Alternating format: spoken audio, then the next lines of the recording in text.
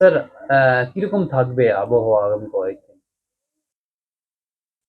আহ, আগামী কয়েকদিনে প্রথম কথা, আজকে আজকে দক্ষিণবঙ্গে ইনক্লুডিং অবশ্যই কলকাতা আইসোলেটেড রেনফলের পূর্বাভাস দেওয়া হয়েছে।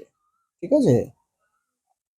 আগামীকাল দক্ষিণবঙ্গেতে রেনফল পূর্বাভাস দেওয়া হয়নি, এক্সেপ্ট কয়েকটা জেলা, বীরভূম, নদিয়া, বর্ধমান, ওগুলোতে দেওয়া হয়েছে। হ্যাঁ, এটা গেল দক্ষিণবঙ্গের দুদিনের হলো। আর উত্তরবঙ্গতে আপনার সবকটা জেলাতে আজকে উত্তরবঙ্গের সবকটা জেলাতে আইসোলেটেড রেনফল দেওয়া হয়েছে, এক্সেপ্ট আপনার কালিম্পং এবং দার্জিলিংয়ে স্ক্যাটার্ড রেনফল দেওয়া হয়েছে। আহ, আগামীকালও উত্তরবঙ্গের প্রায় সবকটা জেলাতে দেওয়া হয়েছে। তবে আহ, দার্জিলিং, কালিম্পং, জলপাইগুড়ি এগুলোতে স্ক্যাটার্ড রেনফল দেওয়া হয়েছে আর কি। আর স্যার, তাপমাত্রা যেভাবে বাড়ছে, তাপমাত্রার কি অবস্থান থাকবে?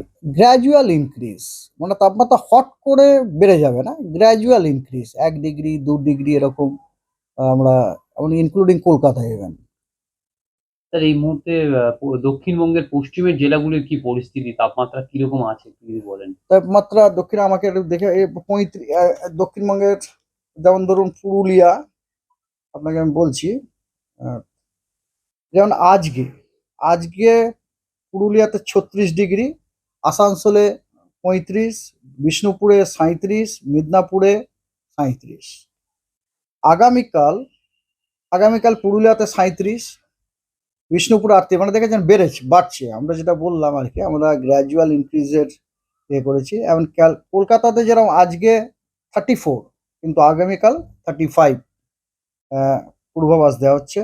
পরশুদিন 36 কলকাতায়, আলিপুরে, এবং পুরুলিয়াতে পরশুদিন 38, বিষ্ণুপুরেও 38, মিদনাপুরেও 38। ঠিক আছে।